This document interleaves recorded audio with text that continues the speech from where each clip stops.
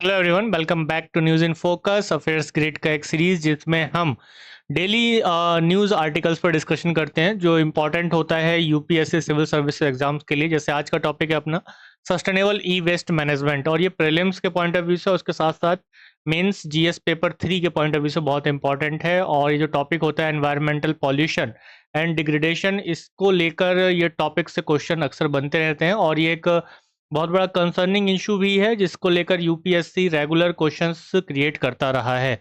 Video के अंत में हम लोग देखेंगे पीवाईक्यू, कुछ इंपॉर्टेंट जो क्वेश्चंस होते हैं या जो अभी तक बने हुए कुछ क्वेश्चंस है उसमें से एक या दो क्वेश्चंस पर हम लोग डिस्कशन कर लेंगे।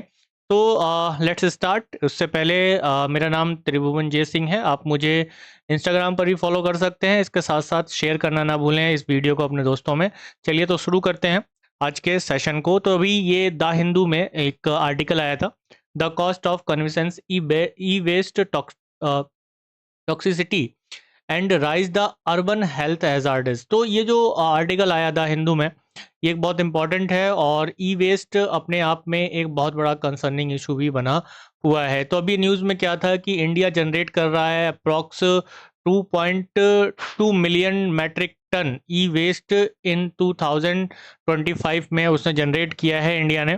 और ये अपने आप में अगर देखा जाए तो माउंटेन ऑफ वेस्ट है ये, ठीक है। माउंटेन ऑफ वेस्ट है यानी कचरे का पूरा पहाड़ खड़ा हो गया है ई वेस्ट का खास तौर पे। और इसमें अगर आप देखेंगे तो इंडिया टॉप कंज्यूमर्स में थर्ड लार्जेस्ट कंज्यूमर आ जाता है आफ्टर चाइना एंड यूएसए, यानी कि तीसरे नंबर पर भारत आएगा ई वेस्ट को जनरेट करने में। मोस्टली अगर देखा जाए तो ये सबसे बड़ा खतरा है कि ये भी माना जा रहा है कि ई वेस्ट को जो रिसाइकल किया जा रहा है उसमें एक जो इनफॉर्मल रिसाइकलिंग है ना, वो कर रही है, इसको रिसाइकल कर रही है, जिसका मतलब एक तरह से देखा जाए तो ऐसे लोग इसको रिसाइकल कर रहे हैं इनफॉर्मल यानी अनऑर्गेनाइज या स्मॉल स्केल पर लोग, जिनको इनके बारे में या इसमें जो इलेक्ट्रॉनिक वेस्ट है इसमें होने वाले जो खतरे हैं उसके बारे में उनको पता भी नहीं है। इसके साथ साथ अगर आप देखेंगे तो मैक्सिमम जो लोग हैं इसमें, जैसे मार्जिनलाइज्ड कम्युनिटीज़ हैं, जैसे ऐसे लोग जो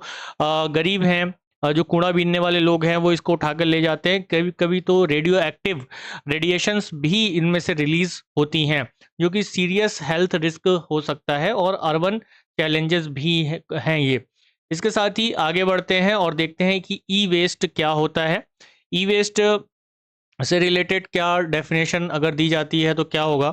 तो अगर हम देखेंगे तो ई वेस्ट कोई भी ऐसा इलेक्ट्रॉनिक वेस्ट हो सकता है। इसका मतलब सीधा सा ये है कि कोई भी पुराने टूटे हुए या खराब हो चुके जो इलेक्ट्रॉनिक सामान हैं, है ना, जिनका लाइफ, इलेक्ट्रॉनिक डिवाइसेस का लाइफ या इक्विपमेंट का लाइफ खत्म हो चुका है, जिनको हम यूज़ नहीं करते हैं और उसको हम ऐसे ही फेंक देते हैं। आप ही खुद सोचिए कि आपके घर में अभी तक कितनी बार मोबाइल फ़ोन चेंज हो चुके होंगे, लेकिन जो पुराने मोबाइल फ़ोन हैं, ओल्ड मोबाइल फ़ोन हैं, उनका आप क्या करते हैं, या कहाँ तक पूरे इंडिया में वो ओल्ड मोबाइल फ़ोन यूज़ होता है, या तो उसे फेंक दिया जाता है या किसी कबाड़ी के वाले के पास चला जाता है। ऐसे ही मोबाइल के अलावा आप देखिए टीवी है, फ्रिज है, ऐसे बहुत सारे इक्विपमेंट्स होते हैं, इलेक्ट्रॉनिक सामान होते हैं जिनका यूज़ होता है, जैसे computer, television, mobile phone, printers, refrigerator, air conditioners, है ना। ऐसे आइटम्स जो कि ख़राब हो चुके हैं उनका यूज़ कैसे होता है ये हमें दिखाई देता है, और इन्हीं को हम क्या कहते हैं, ई वेस्ट कहा जाता है, इलेक्ट्रॉनिक वेस्ट इन्हीं को ही कहा जाता है, ठीक है। जैसे अगर इसमें खतरा अगर हम देखें तो ये मुख्य रूप से अगर देखें तो इसमें जहरीले पदार्थ ये होते हैं, टॉक्सिक सब्सटेंसेस इसमें हमें दिखाई देते हैं, जैसे लेड हो गया, मर्कुरी हो गया, कैडमियम हो गया, क्रोमियम हो गया। ये सब क्या होते हैं, सॉइल हेल्थ को, वाटर हेल्थ को, और इसके साथ साथ एयर हेल्थ के लिए भी ये बहुत ज़्यादा हार्मफुल होते हैं, टॉक्सिक होते हैं। मेनली लेड, मर्कुरी, ये सब कैडमियम वाटर को कंटेनमेंट करके उसमें क्या करते हैं, उसके लिए नुकसानदायक होते हैं, और इसको पीने वाले लोगों में अलग अलग तरह की बीमारियां होती हैं और डेथ भी होती है।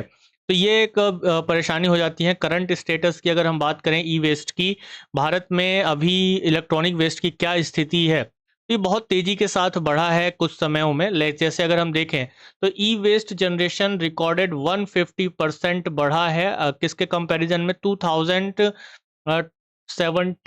और 18 के कंपैरिजन में अगर आप देखेंगे तो 150% इसमें चेंजेस हुआ है, इंक्रीज हुआ है ई वेस्ट। अगर आप देखेंगे तो 2017-18 में जहां 0.21 मिलियन मीट्रिक टन वेस्ट को रिकॉर्ड किया गया था, उससे ये 150% ज़्यादा बढ़ा है अभी रिसेंट में। और ये करंट रेट के हिसाब से अगर चलता रहा तो आने वाले समय में इसका 2030 तक इंडिया में लगभग इसका डबल ई वेस्ट जनरेट हो जाएगा, क्योंकि बहुत तेज़ी के साथ हम लोग जितनी तेज़ी के साथ कपड़े नहीं बदलते उतनी तेज़ी के साथ मोबाइल फ़ोन भी बदल रहे हैं। तो ऐसा होने की संभावना बनी हुई है पूरी तरीके से। अर्बन हॉट स्पॉट्स की बात करें तो ये क्राइसिस हमें मेनली कहाँ पर दिखाई देता है, जो सिटीज़ में दिखाई देता है, क्योंकि मैक्सिमम जो डिवाइसेस हैं, इलेक्ट्रॉनिक डिवाइसेस हैं, वो सिटीज़ में ज़्यादा यूज़ होती हैं। और 60% ऑफ इलेक्ट्रॉनिक वेस्ट जो ऑरिजिनेट हो रहे हैं वो जस्ट 65 अर्बन सेंटर्स से हो रहे हैं। यानी कि इसमें भी अगर आप हॉट स्पॉट देखें, की हॉट स्पॉट्स देखेंगे, तो इसमें से सीलमपुर है ना, और मुस्तफ़ाबाद है, जो कि दिल्ली का दिल्ली के कुछ एरियाज़ हैं, सेक्टर्स हैं, एरियाज़ हैं, सीलमपुर और मुस्तफ़ाबाद, यहाँ पे इलेक्ट्रॉनिक वेस्ट बहुत ज़्यादा है। और इसके साथ साथ मुरादाबाद उत्तर प्रदेश में, भिवंडी महाराष्ट्र में आप देखेंगे तो यहाँ इलेक्ट्रॉनिक वेस्ट बड़े पैमाने पर पाया जाता है। ठीक है, तो ये क्या हो रहा है कि अर्बन हॉट स्पॉट्स हैं यहाँ पर। इसके अलावा इनफॉर्मल रिसाइकलिंग की अगर हम बात करें तो ये भी एक समस्या है।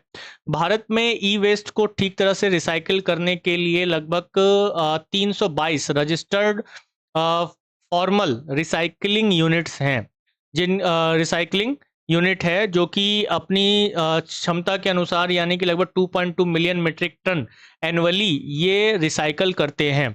लेकिन इसके बाद भी अगर आप देखेंगे तो आधे से ज़्यादा ई वेस्ट, यानी अप्रॉक्स 43% ऑफिशियली ये 2023-24 में ऐसा ये माना गया था कि ये प्रोसेस किया गया था। लेकिन उसके अलावा अगर आप देखें तो हाफ ऑफ ई वेस्ट जो है इनफॉर्मली प्रोसेस्ड हुए या फिर नहीं भी हुए।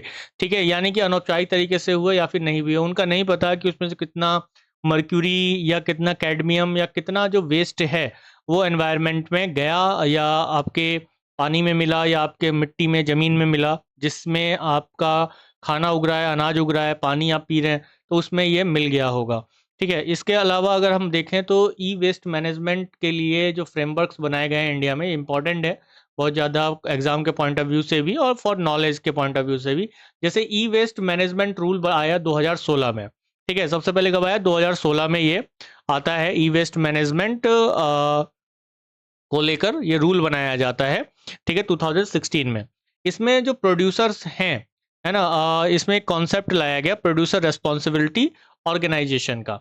ठीक है, ये एक कॉन्सेप्ट लाया गया। इसका मतलब ये था कि एक ऐसा इंस्टीट्यूशन है, ये एक ऐसा संस्था होगा, ऐसा इंस्टीट्यूशन होगा जो प्रोड्यूसर, यानी कि जो इलेक्ट्रॉनिक गुड्स बना रहे हैं, ई गुड्स बना रहे हैं, उनके ऊपर किसी तरह की एक रेस्पॉन्सिबिलिटी को एस्टैब्लिश करना है प्रोड्यूसर की तरफ, ई वेस्ट को इकट्ठा करना, है ना, कि वो ई वेस्ट को क्या करें, इकट्ठा करें, उनके ऊपर ये लाया गया। जैसे आप लोगों ने कई बार ये चीज़ देखा होगा कि कई कंपनियां क्या करती हैं कि आप अपना पुराना ओल्ड जो मोबाइल फ़ोन है ना, ओल्ड मोबाइल फ़ोन है या ओल्ड रेफ्रिजरेटर है, ओल्ड एसी है, उसको दे जाइए और न्यू आप हाफ रेट पर ले जाइए, है ना, ऐसा करके भी किया जाता है ना, मिलता है। तो इसमें क्या हुआ कि इसमें प्रोड्यूसर रेस्पॉन्सिबिलिटी ऑर्गेनाइजेशन, ये एक ऐसा इंस्टीट्यूशन है जिसने क्या किया कि जो सामान बनाने वाली कंपनियां हैं, यानी प्रोड्यूसर हैं, उन पर ई वेस्ट को इकट्ठा करने और फिर उसके बाद उसको रिसाइकल करने का काम उनको दिया गया। ठीक है, देखिए रिसाइकल करने की जब बात आए ना तो एक इकोनॉमी का भी टर्म आता है, सर्कुलर इकोनॉमी। तो जब आप इकोनॉमी के वाले कॉन्सेप्ट को जब हम पढ़ेंगे तो उसमें भी हमने उस बात को कई बार बताया भी है, समझा भी है। ठीक है, इसी साथ ई वेस्ट की अगर मैं बात करूं और, तो इसके बाद इसी में ई वेस्ट मैनेजमेंट रूल्स 2022 में इसमें कुछ अमेंडमेंट किया गया। और इसमें इसमें क्या किया गया कि इसमें जो ईपीआर है, यानी कि एक्सटेंडेड प्रोड्यूसर रेस्पॉन्सिबिलिटी को और मजबूत किया गया, यानी जो रेस्पॉन्सिबिलिटी बनाई गई थी उसको और ज़्यादा मजबूत किया गया। और इसमें ये कहा गया कि प्रोड्यूसर जो हैं, जो सामान बनाने वाली कंपनियां हैं, उनकी जिम्मेदारी ये होगी कि वो अपने बेचे हुए सामान के कचरे को वापस लें और फिर उसको रिसाइकल करवाएं। ठीक है, उसको रिसाइकल करवाएं, ये उनकी अकाउंटेबिलिटी होगी और इसके बदले उनको एक ईपीआर सर्टिफिकेट भी मिलेगा, जिससे वो और ज़्यादा क्या करेंगे, प्रोड्यूस कर सकते हैं और रिसाइकल कर सकते हैं प्रोडक्ट्स का। इलेक्ट्रॉनिक प्रोडक्ट्स का। इसके साथ ही पब्लिक इंस्टीट्यूशंस पर भी ये दिया गया, इस चीज़ को डाला गया। तो कंपनियों को हर साल क्या करना था, अपने रिसाइकल का जो टारगेट दिया गया इसमें, इस रूल के अकॉर्डिंग उनको अचीव करना था। और इसके साथ साथ उनको रिसाइकल्स का ये काम सिर्फ और सिर्फ किससे करवाना था, जो रजिस्टर्ड रिसाइकल्ड हैं, है ना, जो रजिस्टर्ड रिसाइकल करने वाली कंपनियां हैं उनसे ही करवाना था। और जो ये सर्टिफिकेट उनको मिलेगा, एक्सटेंडेड प्रोड्यूसर रेस्पॉन्सिबिलिटी का, ईपीआर का जो सर्टिफिकेट है, ये पक्का करता है कि कंपनी ने सच में उतना कचरा रिसाइकल करवाया है या नहीं है। इस सर्टिफिकेट में लिखा होगा, यानी कि अगर आप ई वेस्ट यानी कि इलेक्ट्रॉनिक गुड्स प्रोड्यूस कर रहे हैं तो आपको ईपीआर का सर्टिफिकेट भी आपके पास होना चाहिए, जो कि ये दिखाता है कि आपने अपना जो भी इलेक्ट्रॉनिक गुड्स प्रोड्यूस किया है उसको, उसका जो वेस्ट है, इलेक्ट्रॉनिक वेस्ट है, उसको कितना रिसाइकल करवाया है। तो ऐसा ही पब्लिक इंस्टीट्यूशंस यानी जो सरकारी कंपनियां हैं, सरकारी संस्थाएं हैं, वो भी सिर्फ और सिर्फ रजिस्टर्ड रिसाइकल करने वाले को ही ई वेस्ट देंगी, कलेक्शन और प्रोसेसिंग उसके ही करवाया जाएगा। ठीक है, इसके साथ ही अगर हम बात करें तो और भी जो मैनेजमेंट के लिए सेकंड अमेंडमेंट किया गया 2023 में। ठीक है, देखिए 2016 में आता है, 2016 में आता है, फिर 2022 में इसमें अमेंडमेंट किया गया ई वेस्ट मैनेजमेंट रूल्स में। तो सेकंड रूल कब किया, सेकंड अमेंडमेंट कब किया गया इसमें, 2023 में किया गया। इसके रूल 5 के अंडर है ई वेस्ट मैनेजमेंट रूल 2022, जिसका क्लोज 4 को ऐड किया गया इसमें।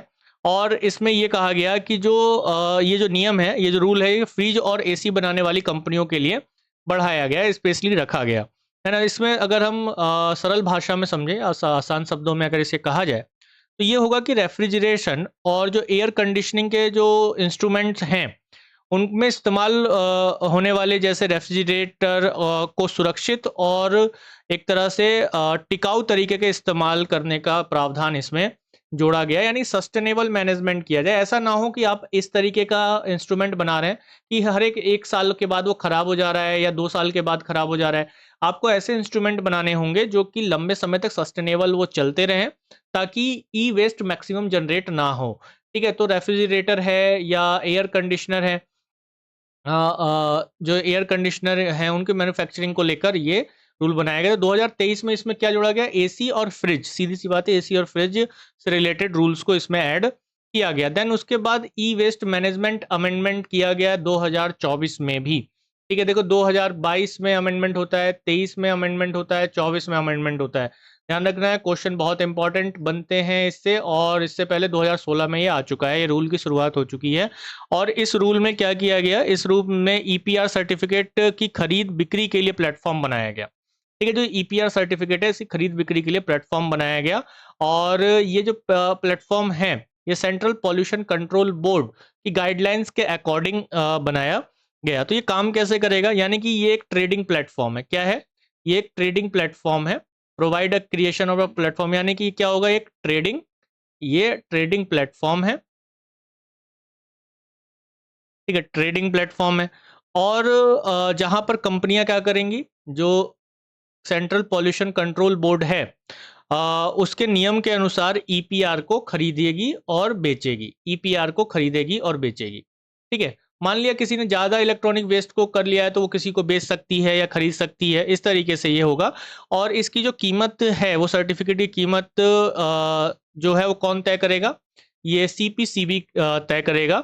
और ये मेनली जो होगा कि जो एनवायरमेंटल कंपनसेशन है उसके अनुसार होगा, 30% से लेकर यानी कि 100% तक हो सकता है इसकी कीमत।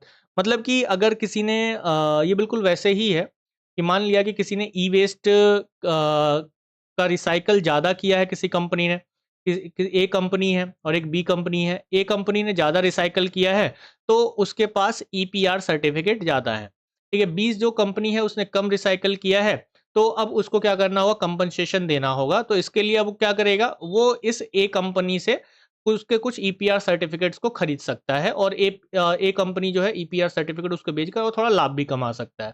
ठीक है, तो इस तरीके से क्या होगा, कंपनसेट हो जाएगा। और यहाँ पर एक तरह से हम देखेंगे कि जो 30% से 100% तक का जो पूरा पॉल्यूशन है उसको मतलब उसके लिए कंपनसेशन पैसा आ जाएगा और उसके लिए आगे रिसाइकल में काम आएगा।